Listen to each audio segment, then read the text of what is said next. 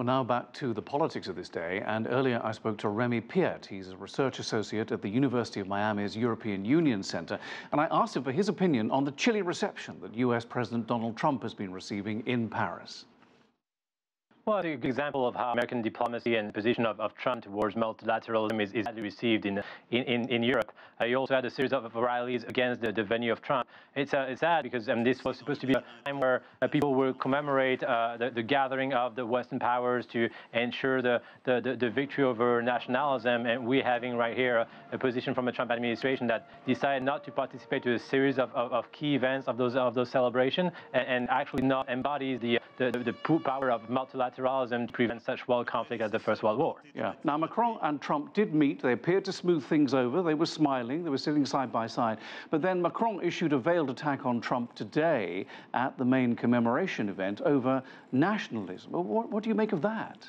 Well, the whole idea here is that the First World War and also the Second World War were issues of national power, pushing their own interests against multilateral peacemaking. And one teaching of the First World War and these dozens of millions of deaths and displaced population is that only the League of Nations, and reinforced through the United Nations after the Second World War, is the answer to ensuring the preventing of world conflicts. On the other side, you have the Trump administration that has decided to move a series of those multilateral organizations, whether we're talking about WTO, but also a series of rebellions against the United Nations, and this is a different vision to internationally that European power condemned, and therefore you have this schism in terms of how to achieve well. Trump's Paris peace forward. What is that? What was intended to achieve?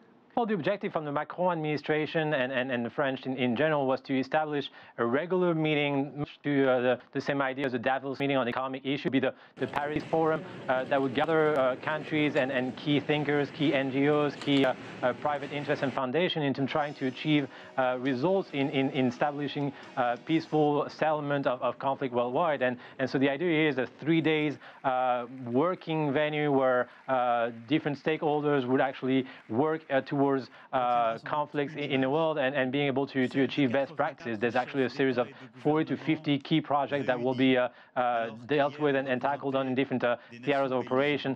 The idea here, again, is to make an annual meeting of key leaders and civil society to achieving peace worldwide. On a different tack, Remi, what do you think of the recognition this year, for the first time, I think, of the Chinese Labor Corps and indeed other Chinese involvement in World War I?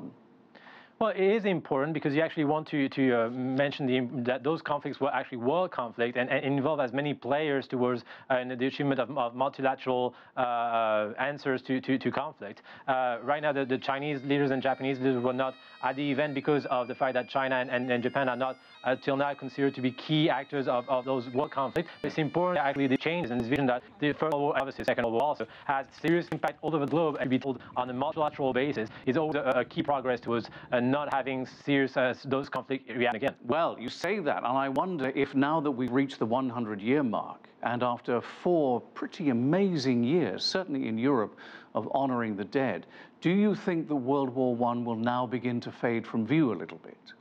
Well, the objective is try to avoid this idea that those world conflicts are things of the past that cannot rehappen again. That's exactly what led to the Second World War and the failure of the League of Nations.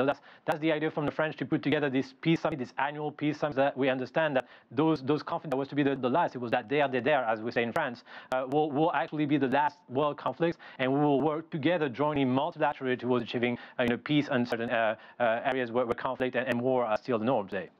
Remi Piet from the University of Miami's European Center. Thank you.